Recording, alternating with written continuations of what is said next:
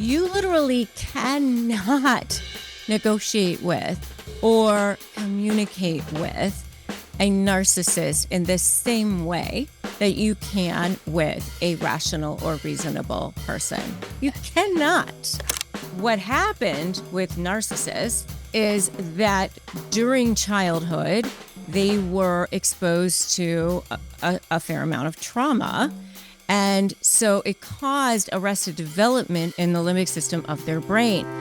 Her name is Thais Gibson. Thais Gibson. Thais Gibson. Thais Gibson. Thais Gibson. Thais Gibson. I hope I pronounce her name properly.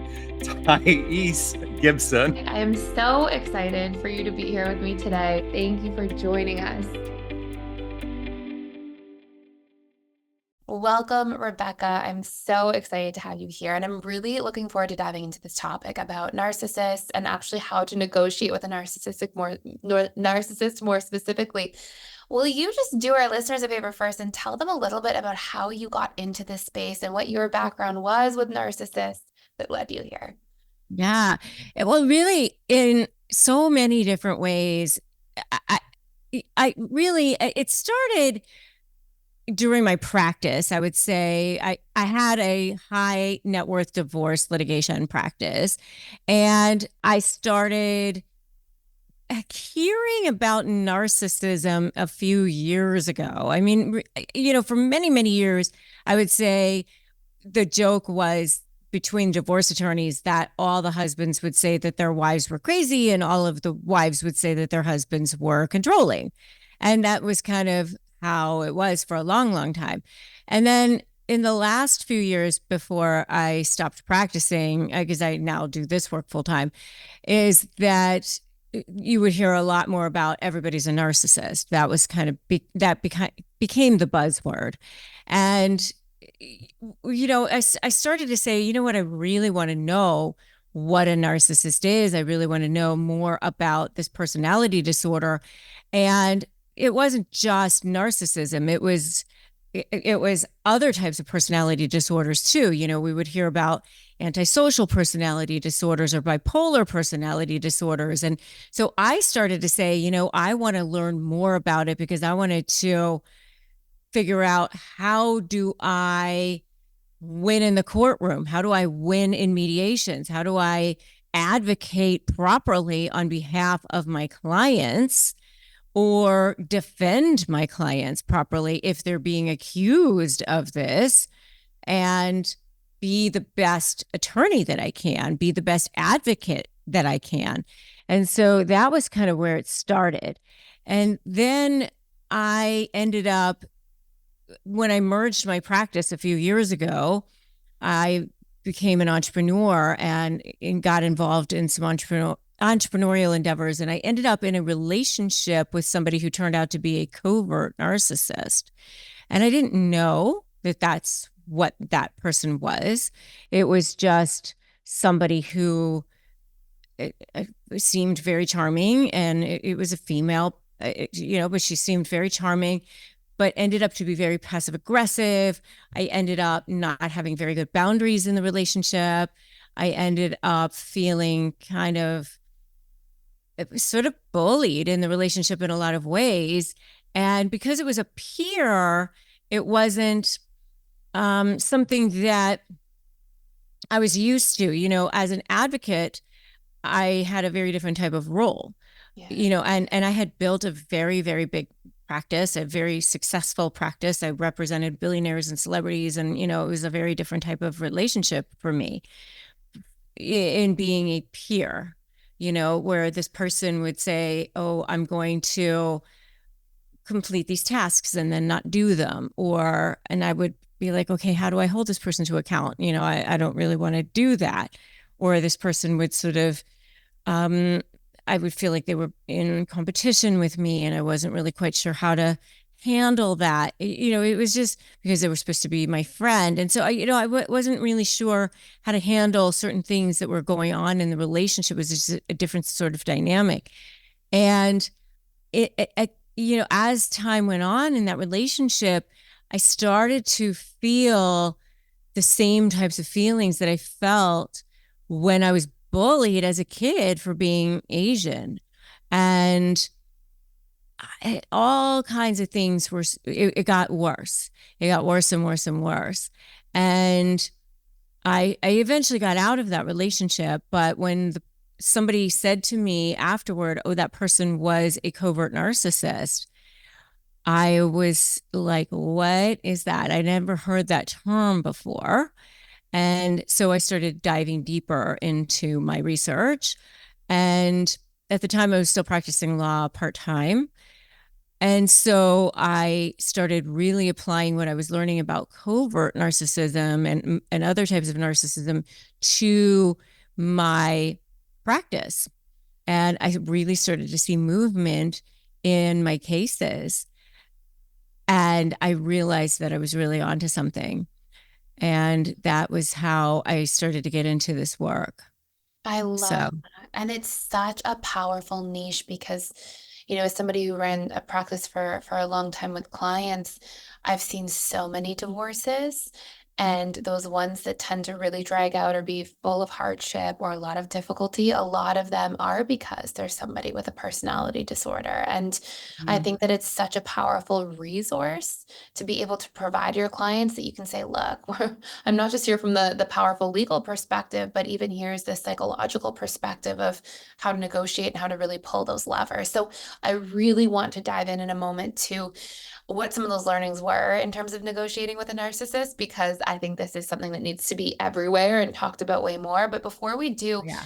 just for, I think most people are very familiar with, the typical version of a narcissist. And we think of the grandiose narcissist, and they have that sense of self-importance and that big personality, and they manipulate and exploit and struggle to empathize. But how would you, give any listeners some insights or tools in regards to actually identifying if somebody is a covert narcissist, Covert. because that's Yeah. not that's nearly enough. That is so, so different. And I mean, they both have no empathy, and they both have what I call this black hole inside of them where they really need to fill it from external sources. And that's why you end up feeling completely and totally empty inside, because they are trying to fill it from you, that supply source. You become their supply source. And it's like this deep pain that they have, basically, and the most shame. It's like somebody who has a toothache, and all they can feel is their own pain and shame. And so that's why they can't feel anything about you, is because they can only feel their own pain all the time. And so they're just trying to like salve that pain, put salve on it all the time. But really it's trying to get feeling of value and validation from external sources all the time. And so they get it from what I call so I've come up with my own labels, which are diamond level supply and what I call coal level supply. And I've sort of stratified it because diamond level supply is they will protect and defend it at any cost. And that is related to reputation and how they look in the world. And so that can be anything from big houses or celebrity friends or money, ill-gotten or not.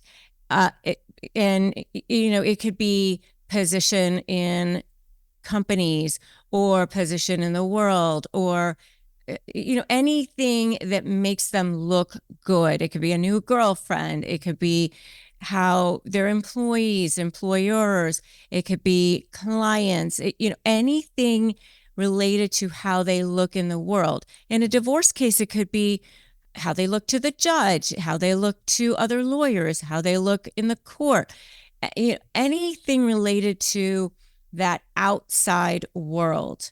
So that's what I call diamond level supply. And they will protect and defend that at any cost, including the cost of their children. I mean, they want to look good to their kids, but they'll even give that up if need be. So then the next level is what I call coal level supply. They also want this almost at any cost, but they will give this up if their diamond level supply is threatened.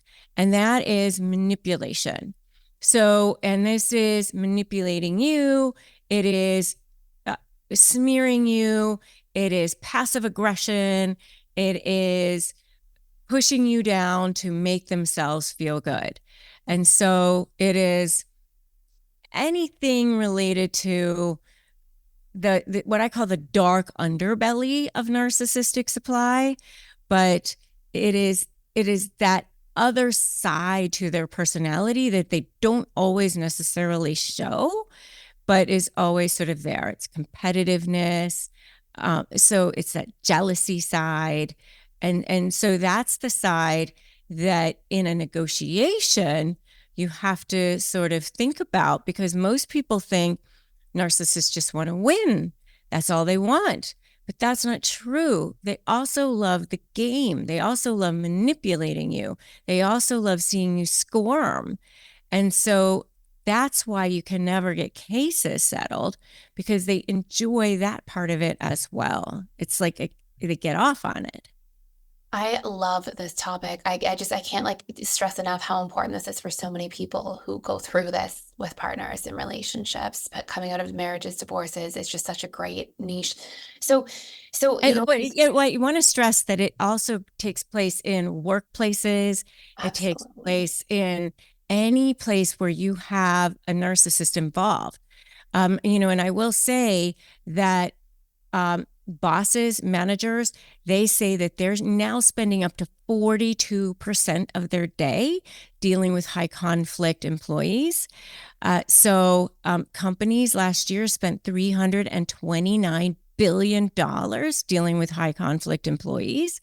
So this is really an epidemic. So it's not just marriages. I mean, it's really everywhere. So, I mean, yeah. And I completely agree. I completely agree. I just think, selfishly from having, had so many clients come through divorces and be in these situations, how amazing it would have been for them to have somebody who was their legal representative, to have both sides to this, both the psychological side of things and the legal side of things. And I'm so mesmerized by that. But as we dive in here, so you said something to me, and it's funny because I say this to people a lot, if a narcissist can't get like the positive supply and attention and grandiosity, they'll go for the negative supply and do whatever they can. And because even just knowing that they can manipulate you or have the upper hand over you gives them a form of supply, because they go, haha, I've got you. Like I sort of have you under my thumb here. And that gives them that sense of superiority. So speaking into that, I would really love to dive into the negotiation tactics. I think you really hit the nail on the head with, like, they actually enjoy the game and the manipulation and the almost the sport of it, in a sense. The sport of it. So I want to actually explain the why behind it, because I think it's really important for people to understand the why of what's going on behind it. And it's a brain anatomy situation of what's going on. And I think, if you understand this, it's so much easier to not take it personally. And this was, to me, a game changer to understand this. So I didn't even know this until I did research for my book. And I guess it makes sense. And if you understand this, it's like, well, of course that this is how it is. But until you really know, you don't really know. And so what happened with narcissists is that during childhood, they were exposed to a fair amount of trauma. And so it caused arrested development in their limbic system, of their brain. So what happens with all of us when we go into fight or flight, our brains emit hormones, chemicals, which are adrenaline and cortisol. And when that happens on a regular and continuous basis when we're children, it causes arrested development to the limbic system part of the brain. Cortisol causes stress, right? I mean, that's is a result of stress, rather. And so when that happens on a regular and continuous basis as children, it can actually cause arrested development in that limbic system part of the brain. And so there's a lag between the development in the limbic system and the cortex part of the brain, the neocortex part of the brain. So while the thinking part of the brain continues to develop, the limbic system part of the brain does not. And so then as they grow up and they are exposed to things that trigger them, so such as, and it's not rational, it's not reasonable. It can be an eye roll, it could be a body movement, it could be a slight, any perceived slight causes them to be triggered. So, and you don't know what it's going to be, but it doesn't have to be verbal. It can be verbal or nonverbal, but where they think that they are going to have a loss of control, or that they're going to be slighted in some way, or that they're going to be exposed in some way, right? Then that, it's called narcissistic injury. And so when that narcissistic injury is triggered, then what happens physiologically is that limbic system takes over, and actually it shuts the cortex part of their brain down. It literally shuts down. And the limbic system now is in full control. And it can actually cause narcissistic rage. And when that happens, you're now dealing with that. And they sometimes don't even remember what they're doing during that period of time. Mm-hmm. And they're unaware of the collateral damage that they're causing to others during that period of time, and to themselves. They will self-sabotage during that period of time. And they will, and especially during the discard phase, you become public enemy number one. They have something called splitting. And so you're either for them or against them. You're either my friend or my enemy. And when you become their enemy, then that's it. You become public enemy number one. You're against me. That's it. And so now you're done. I want to go back because you're saying so many important things. And I just want to go back and clarify a couple things for anybody who's not as familiar with all of these amazing psychological concepts. I just wanted to pop in here and let you know we are doing a 7-day free trial to the All Access Membership Pass at PDS, which means you get access to literally everything inside of the school. And this includes the 4 live webinars I do with our students every single week. And on top of that, you get access to all of our different courses. We have over 55 different courses on relationships, communication, boundaries, emotional mastery, guilt and shame, learning your needs, so many different facets that are really important to master our lives and feel really good about our lives going forward. And last but not least, there's a daily community event. We have trained facilitators and coaches who are in there doing that work, showing up to support you on your journey every single day. Please join me on the other side. Come check it out. See if it's a fit for you. I'd love to see you there. Go ahead and sign up by clicking the link in the description box below. Will you just explain briefly, just so we can pull this together, because I don't want it to be missed by anybody, what arrested development really means? Because I think somebody might hear that in passing and go, what does that mean? And then also what the limbic system versus neocortex and prefrontal cortex regions of the brain are responsible for. So somebody newer to this concept can really see that. Yeah. So what I just want to say, just to tie this all together, is that when this happens, I just want to say, you literally cannot negotiate with or communicate with a narcissist in the same way that you can with a rational or reasonable person. You cannot, because they're not in a rational state. They're not. And so you have to have a different strategy in negotiating with them or communicating with them. You must. So for those of you out there who are your empaths, who are your people pleasers, who are your people who are going, but I just want a fair result. Well, I don't want to fight. I just want, what's just. I just want to be done. I just want to be free. I don't want to fight. Well, if you don't want to fight, then you have to create leverage. You have to have a strategy, or you will be eaten alive, because that is not the way they think. It's just not. And so I want you to think about this, because this is not something that you can take personally. This is not, you're not going to get closure. You're not going to get them to acknowledge you. You're never going to get them to see your side. This is just, it's almost like you have to think of it as their brain is like somebody who has autism, or somebody who has like something else, or somebody who has diabetes, or somebody who has like, you just have to think of it and take yourself out of it and look at them as if you're a third party just observing this situation, and observe and don't absorb. And that's it. And take yourself out of that. And to your point, like, this is a personality disorder. So it really is like this person has something going on that's different than your typical person. And it has to be dealt with in a completely different way, just like you would deal with somebody in a different way who is struggling with some sort of other issue or challenge. And so seeing it that way, I think very much helps to depersonalize it.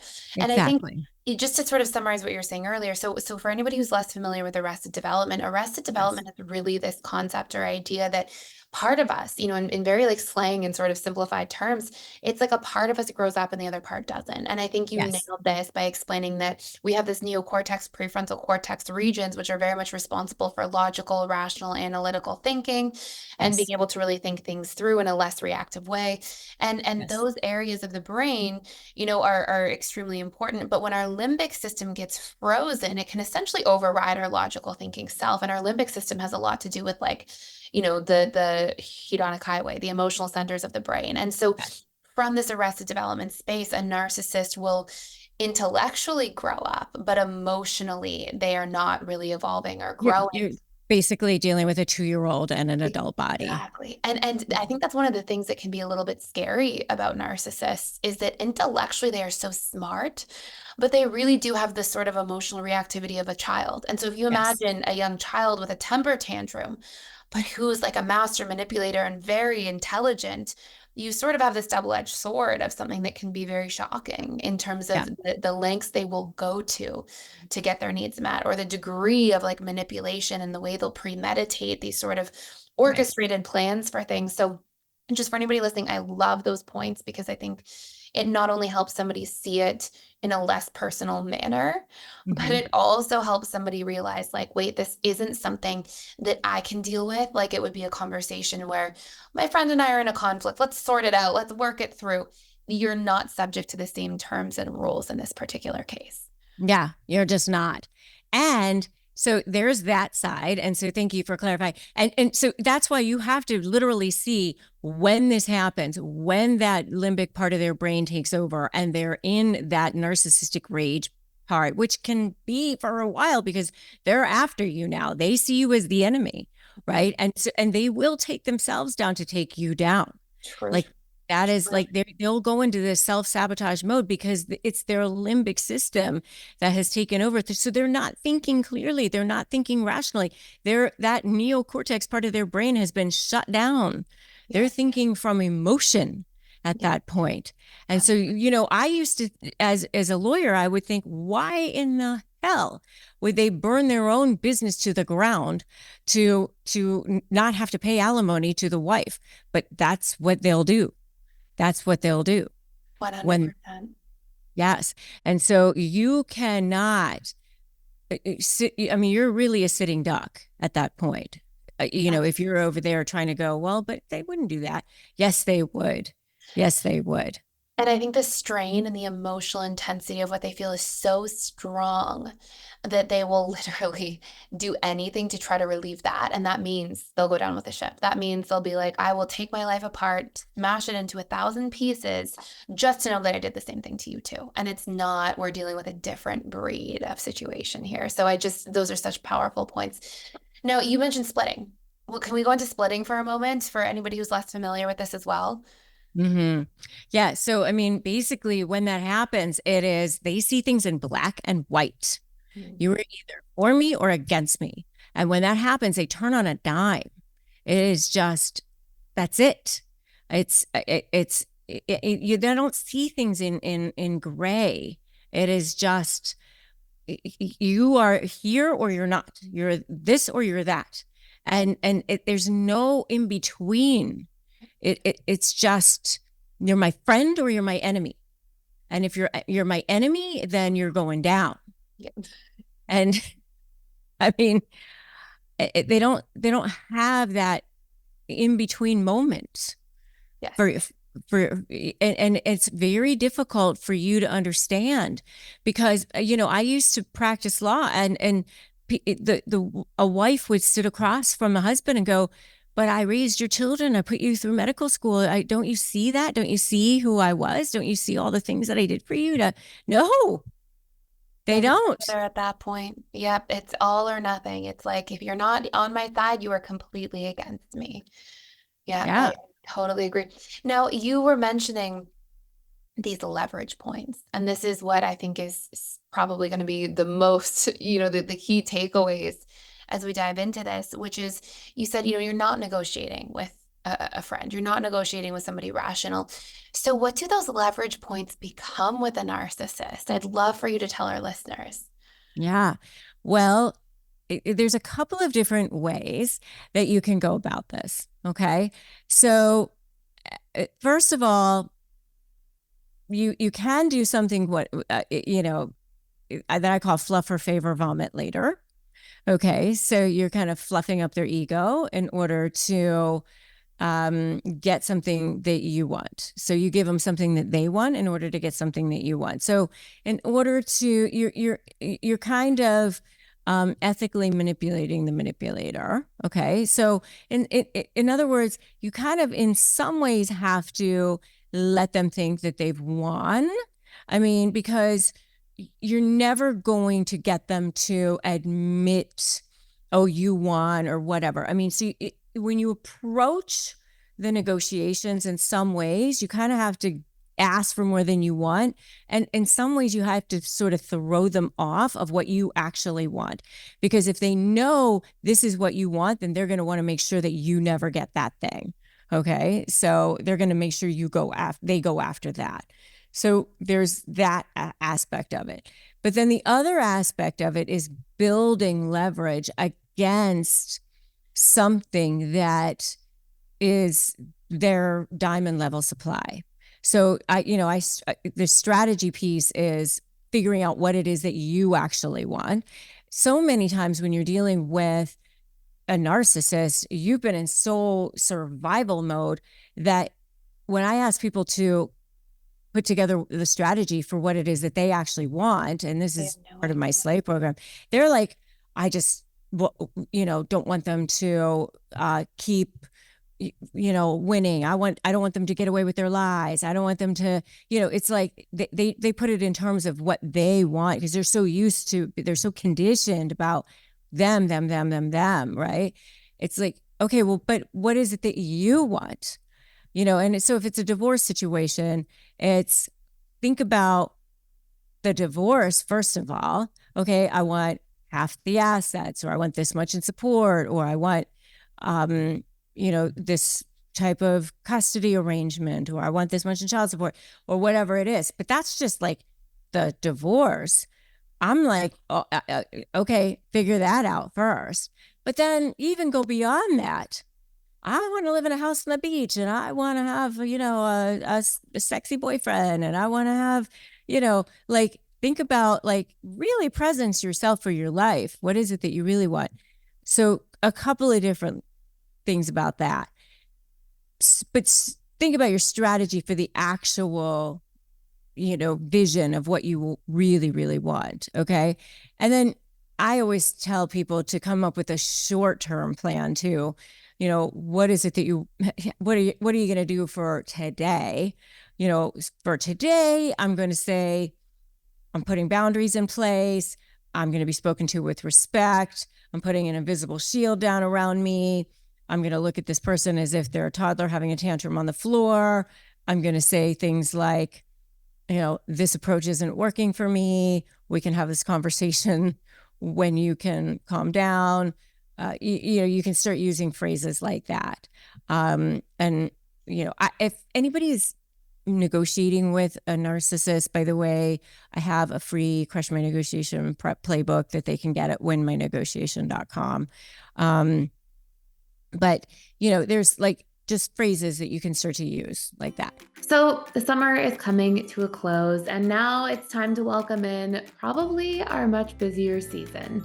And if you're anything like me, the last place you probably want to be spending time is figuring out what to eat for dinner and standing in long grocery store lines. So you can make life easier with HelloFresh, which is America's #1 meal kit. With fresh ingredients and simple recipe cards delivered straight to your door, HelloFresh takes care of all of your meal planning, shopping, and meal prep. And I really can't express how much time HelloFresh has actually saved me each and every week. What I love most is the variety. So whether you're looking for fit and wholesome or quick and easy, vegetarian, or even family-friendly options, their ever-changing recipes keep food exciting when it comes to dinner and never leave me feeling like I'm making the same meals and just eating the same food over and over again. So if you're ready to save time and make cooking much more enjoyable for you and your loved ones, you can go for free breakfast for life at hellofresh.com/free Thais. That's THAIS. And you'll get one free breakfast item per box while your subscription is active. That's free breakfast for life just by going to hellofresh.com/free Thais, THAIS. Can we dive in for just a moment and expand on those? So you said something that I think is really important, and I just want to highlight this. This behavior is unacceptable. This approach isn't working for me. We'll try again to communicate when you've calmed down. I think that this does a great job of being assertive because we have like the non-negotiable, the strong language, but in that regulated space. And I think assertiveness is exactly that. It's being able to completely close off a situation, but still be regulated within ourselves. And I find that to be one of the only approaches really that can work with a narcissist to stop from going full steam ahead into like a massive blowout fight or argument, because you balance like, hey, it's almost like gray rocking in a sense, but you have this ability to assert yourself at the same time. And I think those phrases are so important for people to have in their back pocket, because without those things, it's so easy to get drawn in, because the narcissist knows how to push all those buttons, and they can draw you in, and they can, and just take you for that ride of like, all of a sudden we're in this blowout and we took 10 steps back when the goal was to just take one small step forward. Right. So I always like, okay, short-term plan. What's my short-term plan? What's like something I can do today? And then like my midterm plan. Okay, how am I getting out of this thing? And then long-term, like what's my real vision for my actual life, right? Beyond that.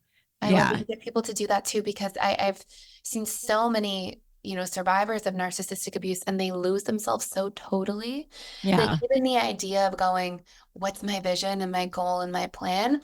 It can feel like a question that's so far gone for years and decades for people. So I love that you really anchor them in there with that, to just bring them back to themselves first, I think is crucial. Yeah. So there's that. And so, I don't care who you are. Like if you're dealing with your mom, your brother, your sister, your neighbor, your boss, your whoever it is, you're always entitled to respect. I always say, what's negotiable is contracts, issues, and terms. What's never negotiable is my self-worth, my self-respect, who you are, period. Yeah. So strategy is vision. What do I actually want? It's so slay. I'm going through my slay methodology. So then L is leverage. So diamond level supply, coal level supply. You want to create leverage such that you are threatening a source of supply that's more important for them to keep than the supply that they get from manipulating you. So the supply that they get from manipulating you is that coal level supply. And most people think, oh, they just want to win, or they just want money, or, all of that sort of thing. That's not true. They get supply from manipulating you. And especially if you've left, because if you left, when you were still there, they were getting some kind of diamond level supply, whether it was, sex, or you looking good, making them look good, or services, you were doing stuff for them, or whatever it was. They were getting some sort of diamond level supply. Once you leave, they're trading that for coal-level supply, manipulating you, making your life miserable, lighting you up with litigation, trying to turn the kids against you, whatever it is. And they're going to continue to do that for years to come. They'll pay lawyers just to manipulate you. I mean, I had a narcissist who one time told me, I'd rather pay you than her. And that case went on for 5 years. And I remember saying, why would you do that? Like, I didn't understand why he would say that. But that Now was you do from going, yeah. And how do you get somebody? I know you're going to go through this way and you have an A and a Y to cover, but like I've seen this so many times. How do you get the narcissist to drop these things? Is this what we're going to cover? So that's the threatening that source of supply. So what you do is you do that through your documentation. So you can, so here's an example that I've often used is I had a case one time where the woman during a 4-month time during the case being pending, she had documented that they had 98 custody exchanges, and the husband, who was boasting how much he wanted his kid and he was Mr. Dad and a whole thing, asked for changes in the custody schedule 48 times. And so she documented it in a chart. 98 custody exchanges. He asked for changes 48 times. She agrees to it 46 times. And it's like right there in a chart. And she has backup, every single time in the text messages and whatever. So there it is in black and white.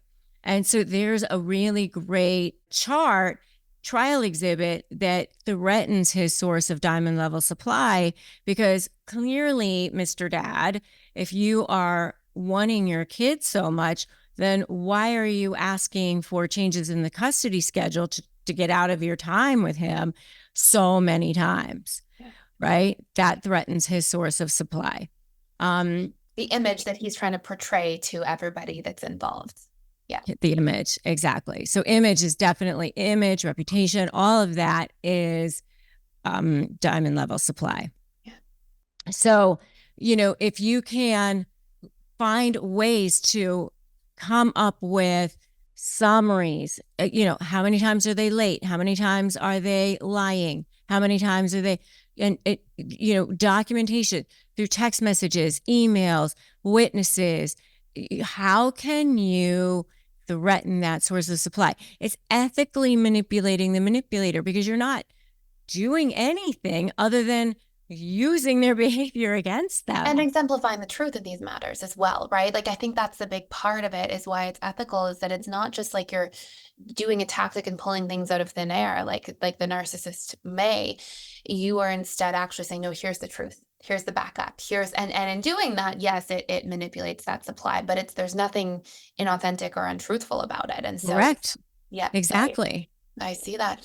And in doing that, do you then have the person go and not manipulate, but shift? Okay, I will stop doing this if you agree to this. Like, how do you then leverage that? You present the options then to them. I see.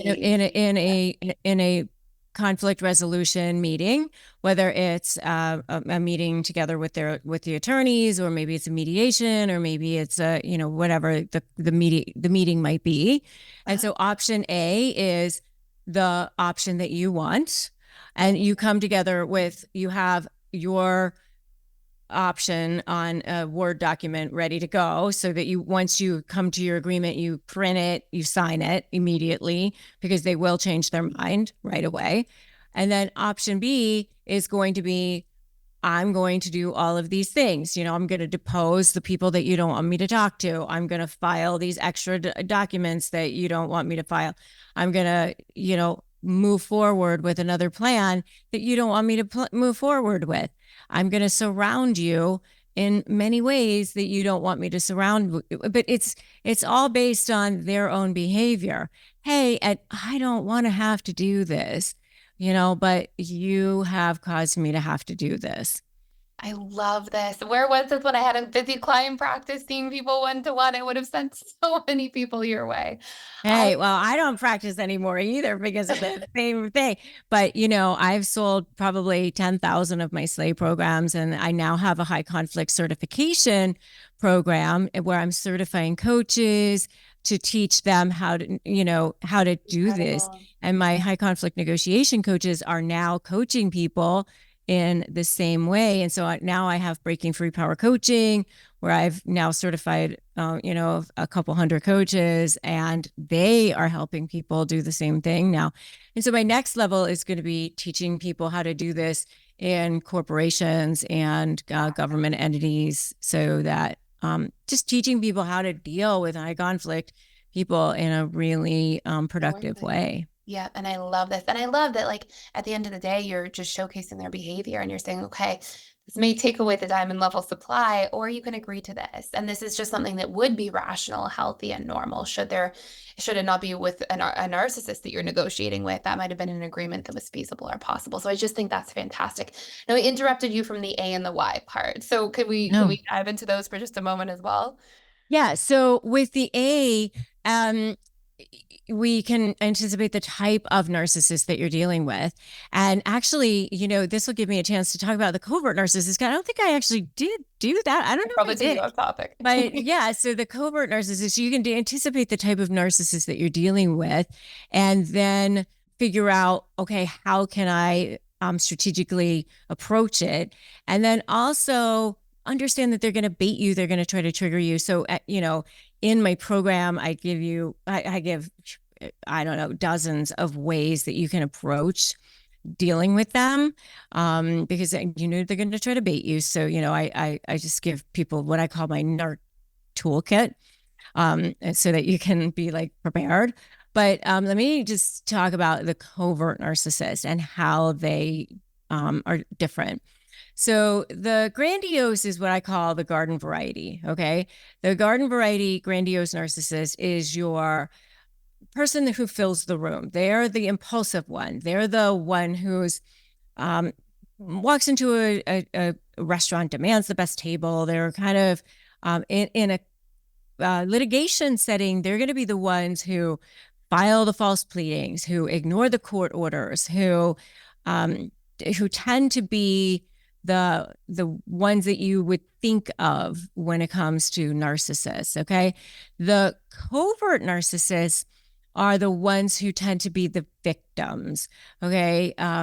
They're the ones that are, I call the clean hands. They're very good at making sure that there's plausible deniability with everything that they do. I call them the pearl grabbers. What? Me? I would never do that.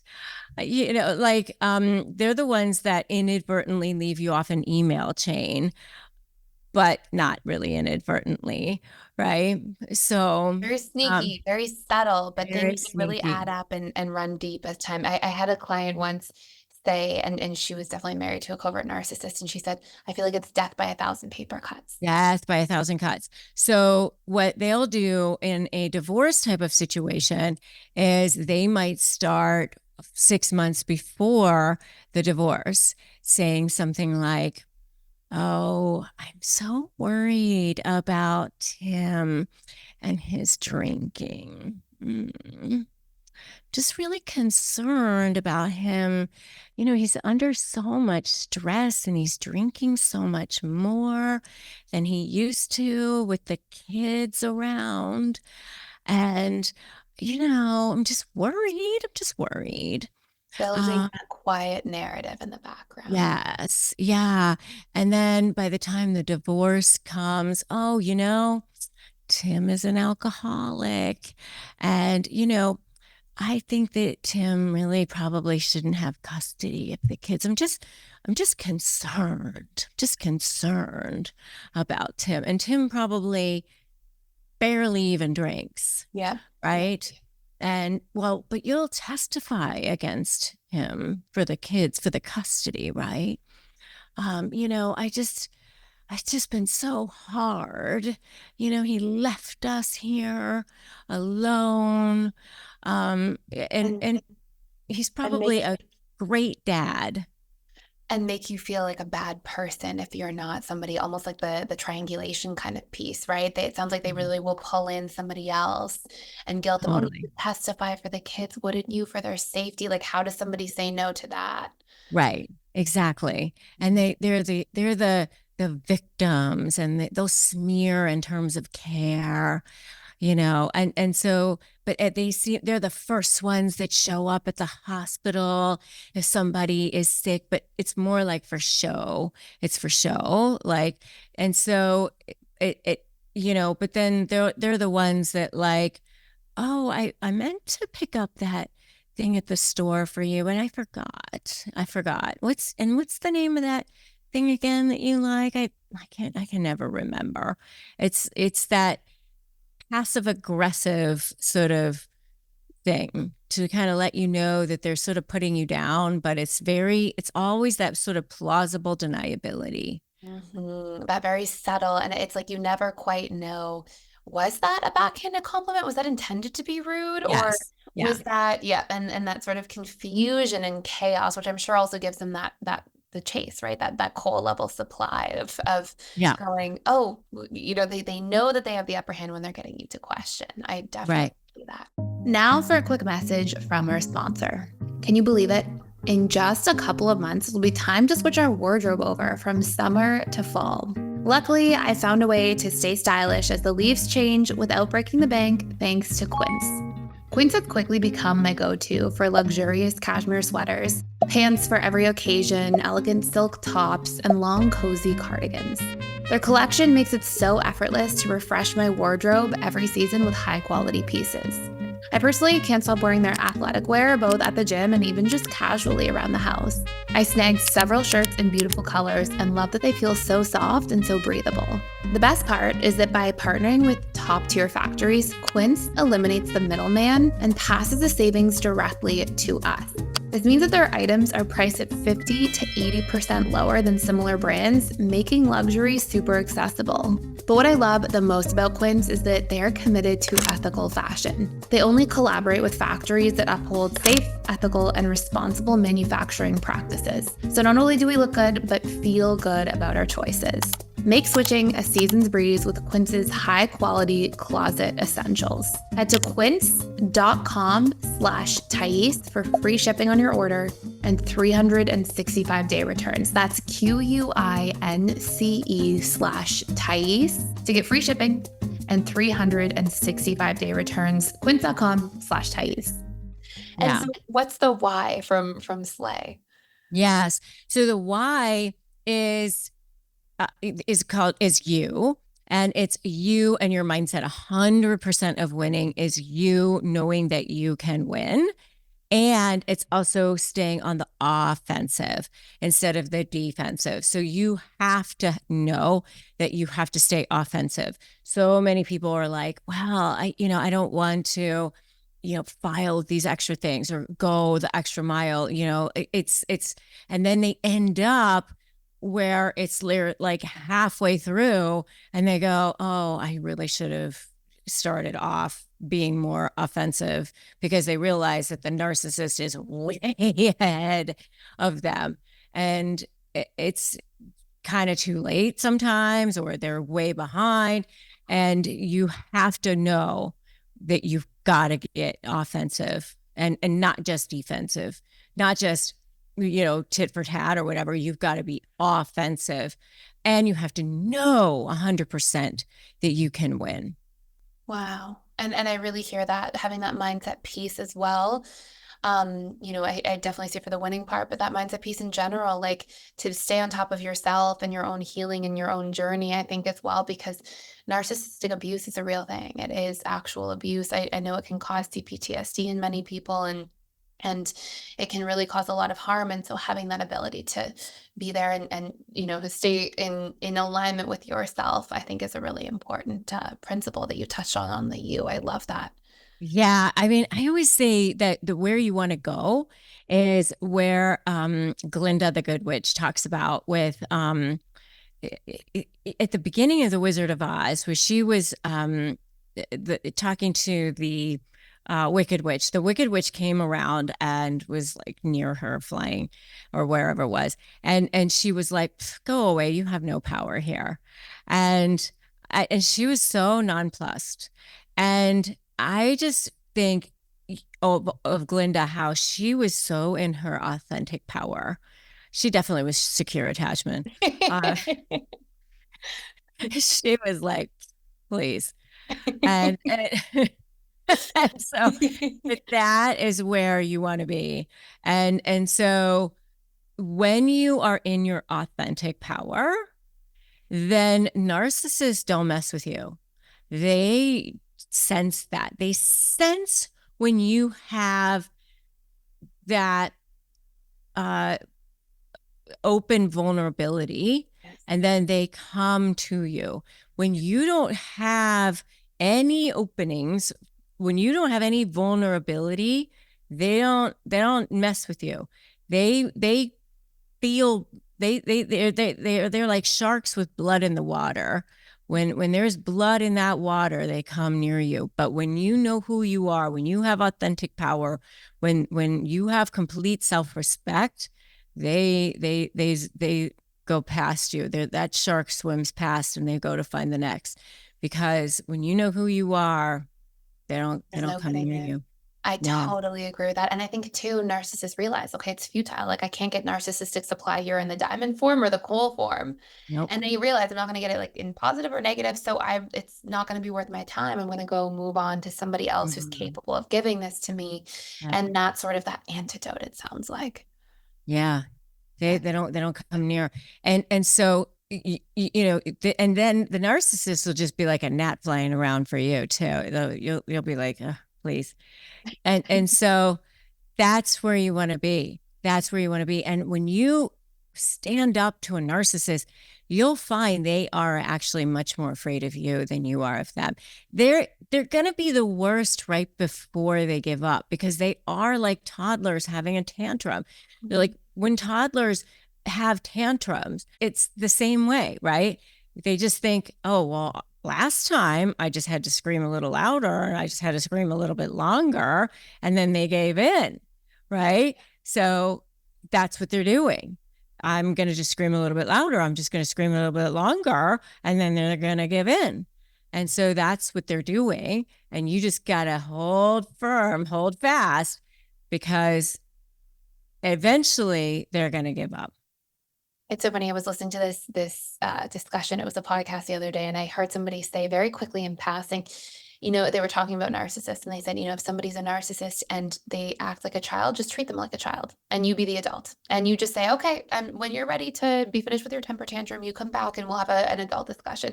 And it really feeds into a lot of what you're saying, but it's interesting because it also speaks into that arrested development piece. It's like emotionally the child with the intellectual capacity of an adult, a very intelligent adult. And you can see how this is really the way forward. Yeah. So I love you. I love your work. I think it's so meaningful for I can't even tell you, how many people I would see year after year going through these things, and just what an incredible gift to be able to give individuals that legal perspective and that psychological perspective in these kinds of cases. So please tell anybody listening who is going through this right now, or, is healing from something like this in the past, where they can find more about you and your programs and everything that you have to offer. So my website is RebeccaZung.com, but really my YouTube is the best place. And then my Instagram is @RebeccaZung. And then my book is Slay the Bully, How to Negotiate with a Narcissist and Win. And then I have a free Crush My Negotiation Prep Playbook for all of your listeners. I love this. What meaningful work you're doing. Thank you so much for being here, for sharing with our audience. And really grateful for everything that you shared here. Yes. Oh my gosh. I love you too. Everything that you do is absolutely brilliant. So thank you. Thank you so much. If you enjoyed this episode, please take a moment to subscribe, rate, and review us on your favorite podcast platform. Share it with friends and family who are on their journey of personal development and growth. And thank you for listening. Next week, we'll be back with more insights to guide you on your journey. And until then, keep practicing our tools and strategies to change your subconscious mind, and apply some of the powerful learnings from this podcast so that you experience real life transformation.